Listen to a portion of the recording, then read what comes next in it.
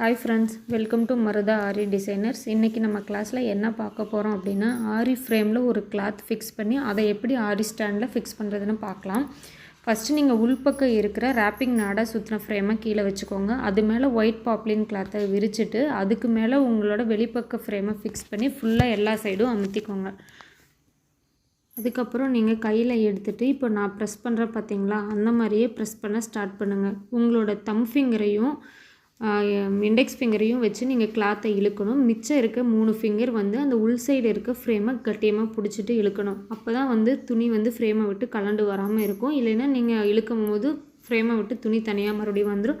திருப்பி நீங்கள் ஃபஸ்ட்டு பண்ணுற மாதிரி இருக்கும். இப்போ நான் பண்ணுற மாதிரியே கரெக்டாக பண்ணுங்கள். எல்லா பக்கமும் சுருக்கம் இல்லாமல் ஃபுல்லாக உங்கள் கிளாத்தை ஃபுல்லாக எல்லா சர்க்கிள்லேயும் சுருட்டி விட்டுருங்க. அதுக்கப்புறம் இந்த க்ரீன் கலர் உங்களுக்கு கொடுத்துருக்காங்க இல்லையா ஆணி, அதை வச்சு ஃபுல்லாக டைட் பண்ணிக்கோங்க. சப்போஸ் உங்களுக்கு அந்த ஆணி இல்லைன்னா நீங்கள் கடையில் போய் இந்த ஃப்ரேம் எடுத்துகிட்டு போய் ஃப்ரேமுக்கு சூட் ஆகிற மாதிரி வாங்கிக்கோங்க.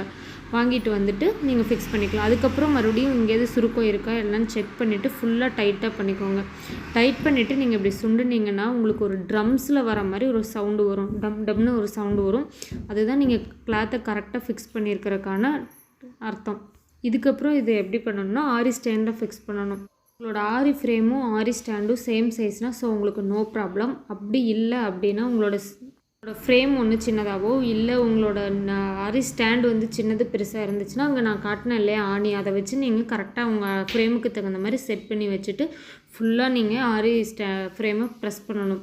ஸ்டாண்டில் அது ஆயிடுச்சு அப்படின்னா உங்களோட அந்த இரும்பு ராடு இருக்கு இல்லையா எல்லா பக்கமும் உள்ளே தெரியுதான்னு நீங்கள் இப்படி சர்க்கிள் டைப்பில் செக் பண்ணிக்கோங்க. தேங்க்யூ ஃப்ரெண்ட்ஸ், தேங்க்ஸ் ஃபார் வாட்சிங்.